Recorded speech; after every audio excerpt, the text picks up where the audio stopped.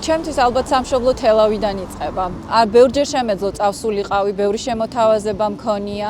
არც ერთხელ არ მიფიქრია თვითონ ჩემი კუთხისთვის მეღალატაც. ჩემი სამშობლო აი ამ ადგილის გაძლიერება, რაც მე შემიძლია, რაც მე უნარები მაქვს, ცოდნა მაქვს, ენერგია მაქვს, აი აქ მინდა რომ მოხმარდეს. მე ვიბრძვი საქართველოს უკეთესი მომავლისთვის. აი მომავლისთვის, სადაც არის ხარისხიანი განათლება. ჩემთვის განათლება არის უმთავრესი და განათლება არის ის წყალგამყოფი, როდესაც ადამიანები ირჩევენ კარგად ცხოვრებას, ამას შეგნებულად აკეთებენ, პასუხისგებლობას იღებენ ყოველდღიურ თავიანთ ნაბიჯებზე და ასე ურთიერთობენ ერთმანეთთან.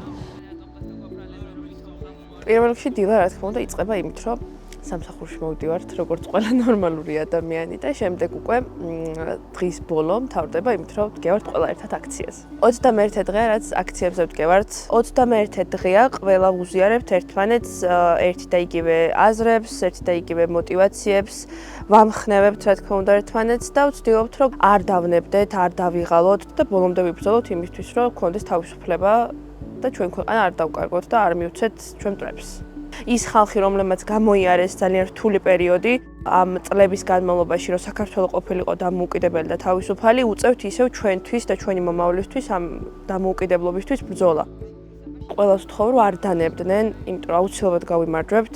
ყოველთვის უნდა გქონდეთ იმედი, პატარა ნაპერწკალი გულში, რომ რაღაც შეიცვლება უკეთესობისკენ. გამოდით და ნუ გეშინიათ, იმიტომ რომ ჩვენ ერთად ვდგევართ იქ, სადაც სამშობლო სჭირდება.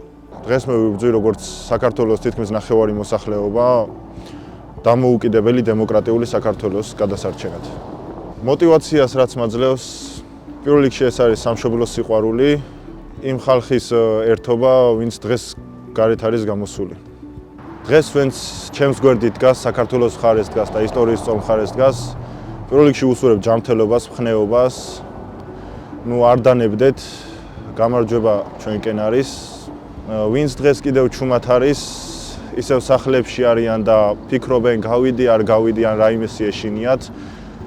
მათ ვეთყვი, რომ საშიში არაფერი არ არის. დროა უკვე თქვენც ამოიღოთ ხმა, გამოიღვიძოთ, რადგან ახლა საქართველოს სჭირდებით. ყოველ დღე მივდივარ აქციაზე, ფაქტიურად აქცია განსაზღვრავს ჩემს დღის რუტინას, გრაფიკს.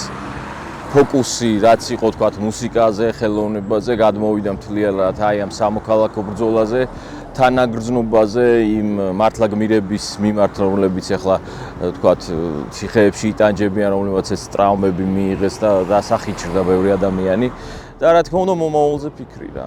როგორ შეიძლება რომ მოისპოს და ამოიძირკოს ის მავნე სისტემა, რომელიც აი მრავალი ათწეულია საქართველოს წინსვლის საშუალებას არ აძლევს.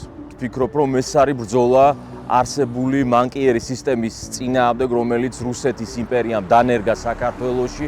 ახალი რეალობა არის ახალი სახეების, ახალი თაობის მოსვლა ქართულ პოლიტიკაში, სუფთა ადამიანების მოსვლა, განათლებული ადამიანების, დამსახურებული ადამიანების მოსვლა საჯარო მმართველობაში. აი ერთ-ერთი ყველაზე მნიშვნელოვანი რაღაც და ამას საბოტირებას, ხელის შეშლას ნუ დაუწყებენ, იმიტომ რომ საბოლოო ჯამში იმდენად უკვე აკრეფილი აქვს ამ ლოკომოტივს სიჩქარე და ნელ-ნელა სიმძლავრეც. ან მატარებელში იქნებიან, ან უბრალოდ ამ მატარებლის ჭყლეტაში მოყვებიან.